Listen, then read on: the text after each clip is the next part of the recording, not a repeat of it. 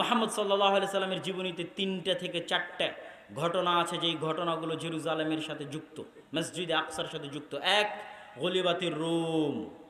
পবিত্র কোরআনে আল্লাহ সুবহানাহু তাআলা বললেন রোমরা বিজয় হবে।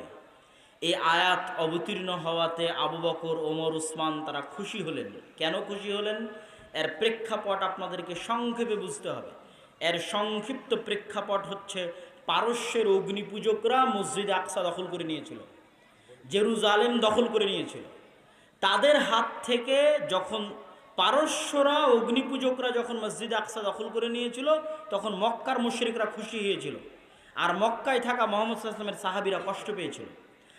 আবার যখন রোমানরা, বাইজেন্টাইন রোমান সাম্রাজ্য, ইস্তাম্বুল, কনস্টান্টিনোপল, কুস্তুনতুনিয়া থেকে তারা এসে আবার যখন মসজিদে আকসা তাদের দখলে নিয়ে নিল, তারা হলো খ্রিস্টান, তখন মক্কায় থাকা